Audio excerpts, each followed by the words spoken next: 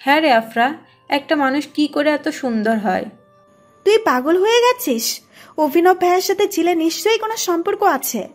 চুপ ফাজিল মেয়ে, অভিনবকে দেখছিস ঝিলের সাথে ঢলাঢলি করতে? ওরা শুধুই বন্ধু। তুই দেখিসনি ঝিলের কতটা কেয়ার করে ও? দেখ আফরা, আমি এত শত বুঝি না। অভিনব একজন আমেরিকার। ও নিশ্চয় ঝিলের মতো কাউকে পছন্দ করবে না। মাহেরা, ঝিল বিদেশিদের মতো স্মার্ট নয় ঠিকই, তবে এটাও সত্যি ও কিন্তু খ্যাত নয়। মাহিরা উঠে দাঁড়ালো, গলায় সামান্য কাঠিন্য এনে পড়ল। তুই কি বলতে চাস আমি ঝিলের থেকে কম সুন্দরী? আফরা ফোঁস করে দম ফেলল। এটা সত্যি যে ঝিলের থেকে মাহিরা বেশি সুন্দরী, তাই বলে ঝিলও কোনো ফেলনা সুন্দরী নয়। আর ভালোবাসার ক্ষেত্রে আদেও কি সৌন্দর্য মূল্য পায়? আমি মানছি যে তুই ঝিলের থেকে অধিক সুন্দরী, তবে তুই তোর কথাতেই পড়ে থাক। অভিনবের নিশ্চয় আমাকে পছন্দ করবে। দেখিসনি কেমন হেসে হেসে কথা বলে? আর আমিও 8 বছর আমেরিকাতেই ছিলাম, একটু হলেও বুঝি এসব। কিন্তু স্টপ, তুই এটাই বলবি তো? ওরা এক কেবিনে আছে, আমার তাতে যায় আসে না। আজকাল লিভিং তো ফ্যাশন হয়ে গেছে। তাছাড়া ঝিল যে ধরনের মেয়ে, ওইসব লিভিং করবে না। আমি ড্যাম শিওর ওদের মাঝে তেমন কোনো রিলেশন নেই। আফরা ফ্যালফ্যাল করে তাকিয়ে রইল। মাহিরা আফরার মাথায় কাটটা মেরে পড়ল। আরে গাধা, লঞ্চে বসে কেউ সর্বোচ্চ ঠোঁটে ঠোঁট লাগে চুমু খাবে? তুই অনেক বেশি ভাবিস। আমার সুন্দর মনটাকে মুহূর্তে বিষিয়ে দিল। ধ্যাত। মাহিরা চলে গেল। আফরাও নিজেকে 2-4টে গালি মেরে স্থান ত্যাগ করল। অভিনব নাইফের বেশ ভালো ব্যবহার পারে। খাসির উপরের অংশটাকে বেশ সুন্দর করে কাটল, যাতে করে মশলা ভেতরে প্রবেশ করে। ঝিল অবাক হয়ে একটা প্রশ্ন করল। আপনি এটাও পারেন? কেন, নাইফ ইউজ করতে বুঝি শুধু আপনিই পারেন? তা নয়, তবে চিন্তামুক্ত থাকুন, আমি শুধুমাত্র ট্যুরেই কাজ করি, বাসাতে এক গ্লাস পানি ঢেলেও খাই না। অভিনবর কথাটা ঝিল বুঝল না। মাথুরে পা দুটো মেলে দিয়ে বসল। অভিনব মাহিরের দিকে এগিয়ে গেল। বেচারা মশলা নিয়ে বেশ ঝামেলাতে পড়েছে। অমিত শ্বাস ফেলে বলল, আমি মিক্স করছি, তোরা শুধু পরিমাপ করে মশলা দে। মাহিরা মেকি হাসি দিয়ে অভিনবর দিকে তাকালো। অভিনব এক গাল হেসে বলল, onion paste, garlic paste, ginger paste, জিরা পাউডার, ধনিয়া পাউডার দিয়ে একটু মিক্স করো। অমিত অভিনবর কথা মতো সব দিয়ে একটা চামচ দিয়ে মিক্সড করলো, কিন্তু চামচ দিয়ে ঠিকঠাক মিক্সড হচ্ছে না। এদিকে এই সবে হাত ডুবালে চালা করবে। অভিনব পকেট থেকে গ্লাভস বের করে দিল। অমিত গ্লাভস হাতে নিয়ে মিক্সড করলো। আচ্ছা, এবার চিলি ফ্লেক্স দাও আর হলুদ গুঁড়ো দাও। অমিত মশলা মাখাতে লাগলো। অভিনব সরিষার তেল দিয়ে দিল। তারপর লেবুর রস, তন্দুরি মশলা, টক দই, সস, গরম মশলা, লবণ দিয়ে মিক্সড করতে বলল। অমিত সমস্ত মশলা খুব ভালো করে মিক্সড করলো। তারপর আস্ত খাসির উপর সুন্দর করে মাখিয়ে দিল। তারপর দুটো খাসি নিয়ে গেল কিচেনে। এটা কটকাতে নিয়ে বারবিকিউ করা হবে। ঝিল মৃদু হেসে অভিনবর গা ঘেঁষে দাঁড়ালো। অভিনব গলায় রসিকতা এনে বলল, আপনাকে রান্না শিখতে হবে ঝিল। কেন? না হলে শ্বশুরবাড়ি যাবেন কি করে? ঝিল চোখ পিটপিট করে তাকালো। অভিনব এক গাল হেসে ঝিলের দিকে তাকালো। ঝিলের চুলগুলো এলোমেলো করে দিয়ে পড়ল, আপনি খুব বাজে ঝিল, বরের একদম সেবা করেন না। মানছি আমাদের বিয়েটা অ্যাক্সিডেন্ট, কিন্তু এখন অবধি তো আপনি আমারই বউ। ঝিল শুকনো ঢোক গিলে নিল। অভিনব কি বোঝাতে চাইছে তাকে? অভিনব খানিকটা ঝুঁকে নিয়ে বলল, আপনি যা ভাবছেন তা বোঝাতে চাচ্ছি না আমি। আপনি যে জেলাস ফিল করেন সেটাই বলতে চাচ্ছি। তবে জেলাস ফিল পর্যন্তই থেমে আছেন নাকি অন্য কিছু? ঝিল উত্তর দিল না, দ্রুত স্থান ত্যাগ করল। অভিনব মৃদু হেসে 2-1 লাইন গানের সুর আওড়ালো। মানসিক শান্তি থাকলে জীবনে অন্য কিছুর প্রয়োজন হয় না। জেলে পল্লীর ছোট ছোট ঘরগুলো দেখতে অনেকটা রূপকথার মতোই মনে হচ্ছে। ছনের ঘরের পাশে গুটি কয়েক মানুষ দাঁড়ানো, আবার কেউ বা নদীতে গোসলে নেমেছে। ঝিলের খুব ইচ্ছে হচ্ছে নদীতে গোসল করার, তবে সে সাঁতার জানে না। খুব মন খারাপ হলো। অভিনব ফটোগ্রাফি করতে ব্যস্ত। ঝিলের রাগ হচ্ছে খুব। ছেলেটার হাতে চড়ে চিমটি কেটে দিল। হঠাৎ আক্রমণে অভিনব আহ করে আর্তনাদ করে উঠল। চিমটি কাটার স্থানে হাত বুলিয়ে বলল, কি হয়েছে? সাঁতার কাটবো। আপনি তো সাঁতার জানেন না। তো তার জন্য আমি পানিতে নামবো না। আচ্ছা, লাইফ জ্যাকেট পরে নামবেন, বাট এই বেবি পিঙ্ক রঙের জামা পরে নামা যাবে না। কেন? বেবি পিঙ্ক রংটা আবার কি করলো? আপনাকে তো কামড় দিতে চাইনি, তাহলে সমস্যা কি? বেবি পিঙ্ক পরে পানিতে নামলে গায়ে লেপ্টে থাকবে। আপনি নিশ্চয়ই। অভিনবকে থামিয়ে দিল ঝিল। এটার কথা মাথাতেই ছিল না। শুকনো ঢোক গিলে বলল, ব্ল্যাক ড্রেস পরে নামবো। আচ্ছা ঠিক আছে, কিন্তু আমার পাশাপাশি থাকতে হবে, একদম কোথাও যাওয়া যাবে না। আচ্ছা। লঞ্চ থামিয়ে দেওয়া হলো। সবাই বোটে উঠে বসলো। এবার বোট যাবে Katka office park. Katka office পার্কে কেওড়া রাজ্যও বলা হয়, কারণ এখানে রয়েছে প্রচুর পরিমাণে কেওড়া গাছ। তাছাড়া হরিণের পাহাড় তো রয়েছেই। ধারণা করা হয় সুন্দরবনে 1 থেকে 1.5 লাখ হরিণ রয়েছে। বাঘের দেখা না মিললেও হরিণের পাল দেখে মুগ্ধ হতেই হবে। পূর্ব সুন্দরবনের শরণখেলা রেঞ্জের কটকা বন্যপ্রাণীর অভয়ারণ্য খুব কাছ থেকে হরিণ দেখা যায়। ভাটার সময় সেখানে দলে দলে হরিণ, বন্য শূকর আর বানর খাবারের খোঁজে নামে। কটকার টাইগার টিলার প্যারা বনে দেখা যায় হরিণের মেলা। বোট যখন কোকিলমণি খাল নিয়ে যাচ্ছিল, তখনই দেখা মিলল হরিণের। খালের পাড়ে খাবার খাচ্ছিল হরিণগুলো। পর্যটকদের আনাগোনা পর্যবেক্ষণ করছিল উৎসুক দৃষ্টিতে। সবাই একটু চেঁচামেচি করে উঠল। গাইড সবাইকে চুপ হতে বললেন, কারণ এতে করে পশু পাখিরা ভয় পেয়ে যায় আর স্থান ত্যাগ করে, ফলে তাদের দেখা মেলে না আর।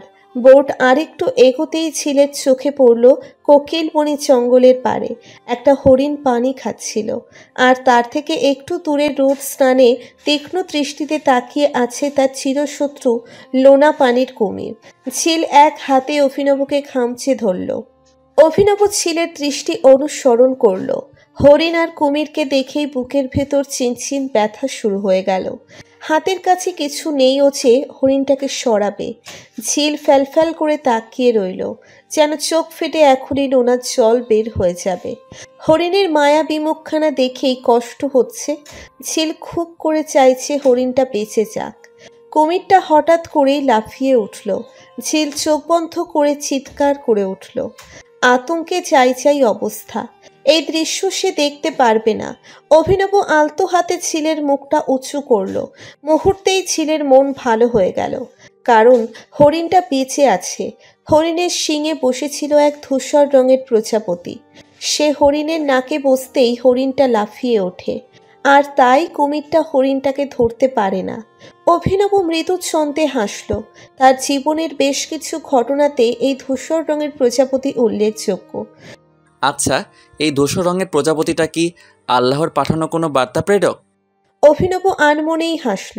সৃষ্টিকর্তার কাছে শুকরিয়া আদায় করে ঝিলের হাতটা শক্ত করে ধরল। প্রতি মুহূর্তেই চাইছে যেন এই হাতটাকে না ছাড়তে হয়। যে সম্পর্কটা একটা অ্যাক্সিডেন্ট ছিল, সেটা যেন পরিপূর্ণ পায়। ঝিলের সেদিকে খেয়াল নেই। সে লাফাতে ব্যস্ত।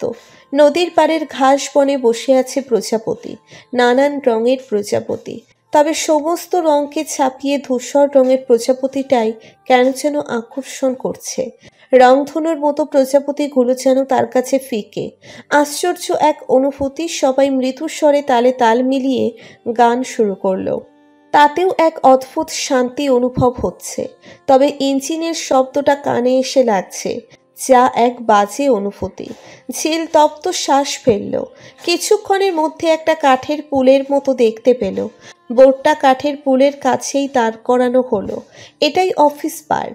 নদীর স্রোত বেশি থাকায় নামতে বেশ সমস্যা হলো। সবাইকে ধরে ধরে নামাতে হলো। মাহিরা আবার অভিনবর গলায় ঝুলে পড়ল। অভিনব মৃদু হেসে মাহিরার হাত ধরে নামিয়ে দিল।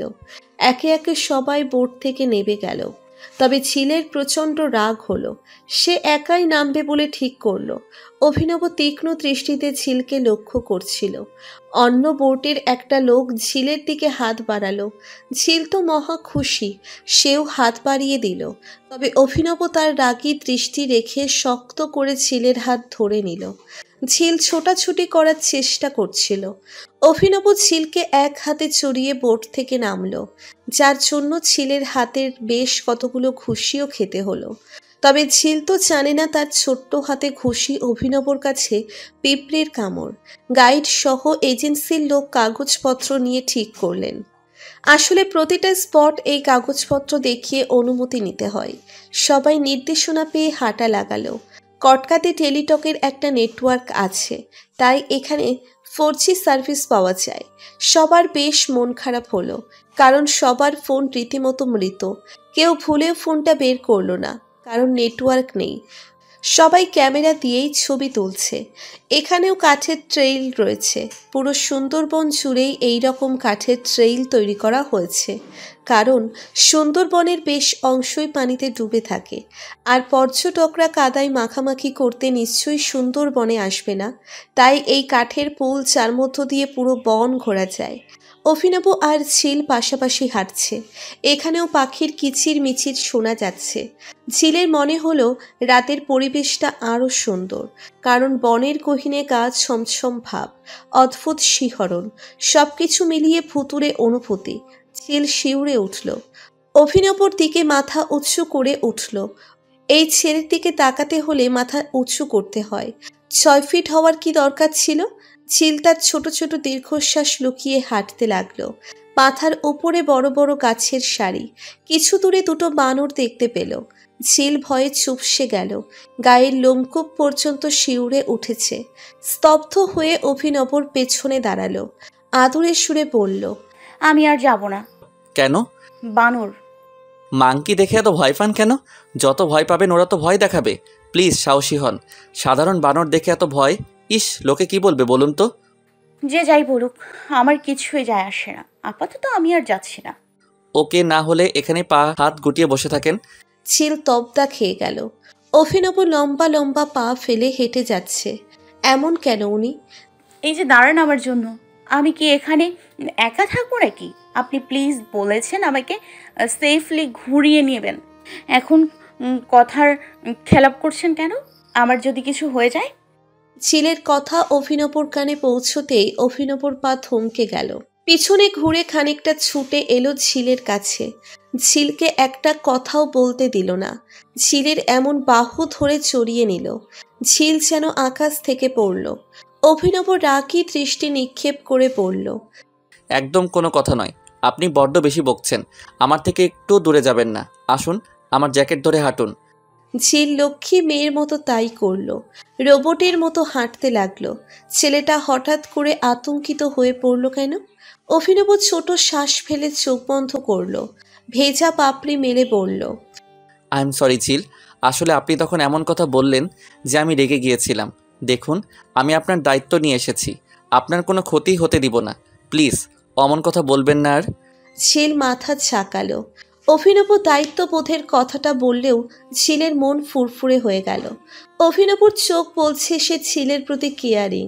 ঝিলের কিছু হওয়ার কথা কল্পনাও করতে পারে না। অভিনব বানরগুলো দেখে ঝিলকে আরেকটু কাছে টেনে নিল।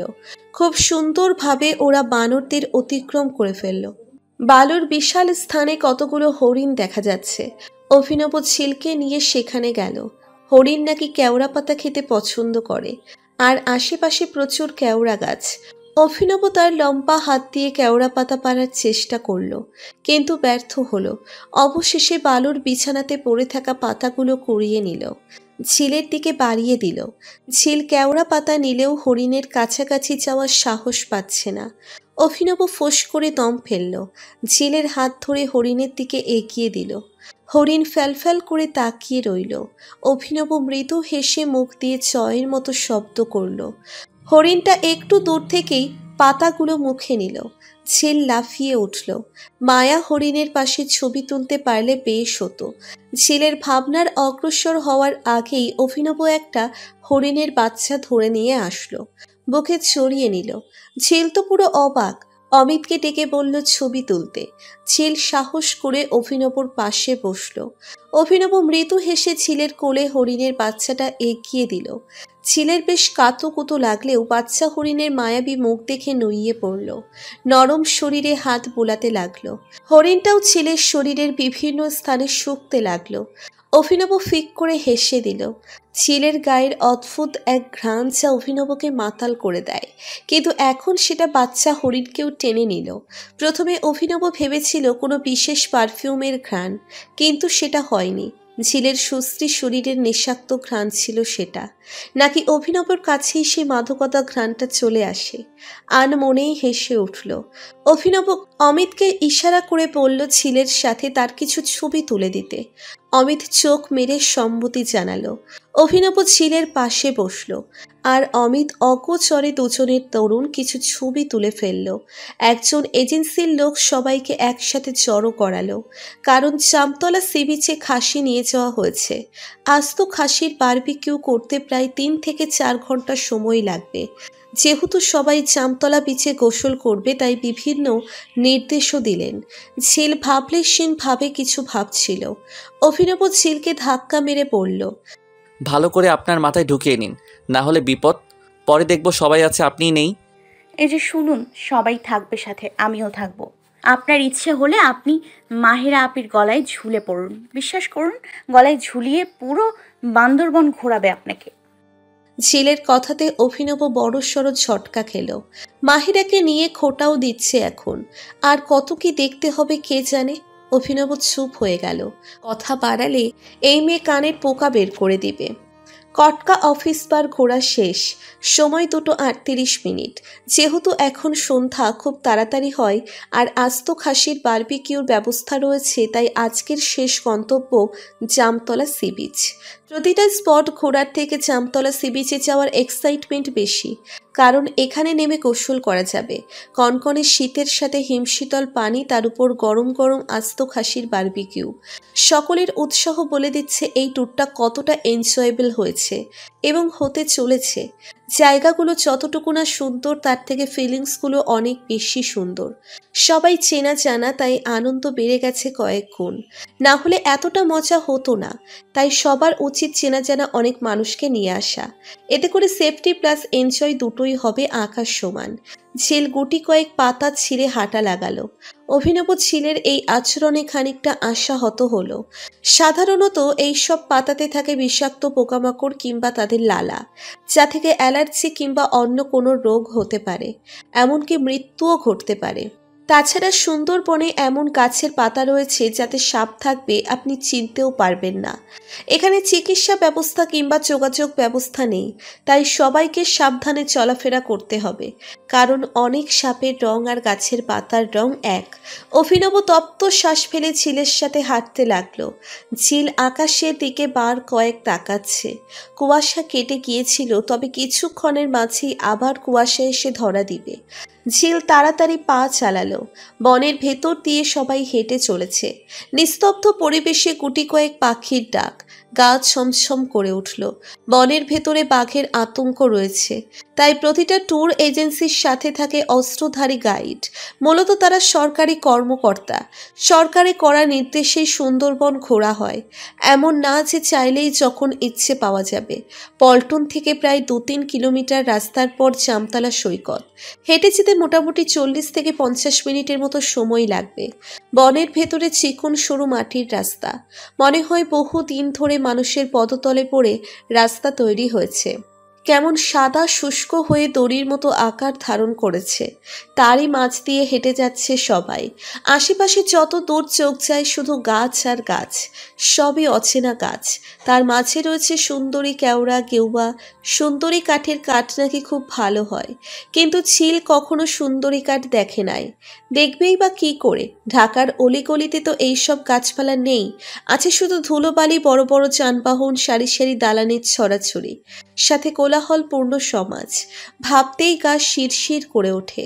এখানে কত শান্তি, মনে হচ্ছে নিঃশ্বাসের শব্দগুলো গোনা যাবে। হাজারো নীরবতা ভেঙে অভিনব বলল, এত নিশ্চুপ কেন? উপভোগ করছি খুব। কি উপভোগ করছেন? এই যে শান্ত পরিবেশ, সাথে নিঃশ্বাসের শব্দ, কি দারুণ না? অভিনব নীরব হাসল। সদ্য প্রেমে পড়া যুবতী ঝিল, হাজারো বিচিত্র অনুভূতি হওয়া স্বাভাবিক, তবে ওরও একই রকম অনুভূতি হচ্ছে, যা মোটেও কাম্য নয়। সাধারণ হিসেবে প্রেমের সঠিক বয়স সে পেরিয়ে ফেলেছে, কিন্তু সেই হিসেবের তোয়াক্কা না করে অভিনব দারুণ এক অনুভূতিতে বিভোর হয়ে পড়েছে।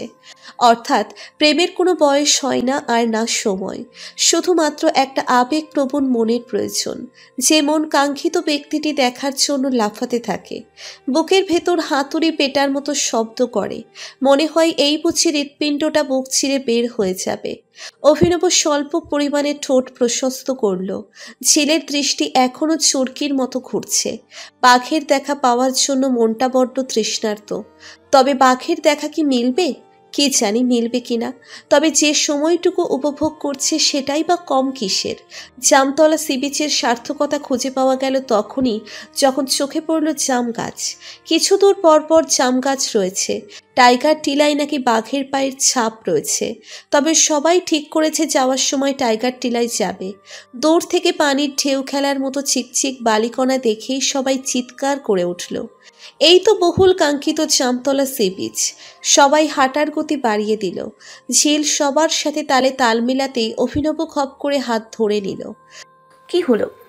বলেছি না সারাক্ষণ আমার সাথে থাকবেন, একা একা দৌড়াচ্ছেন কেন?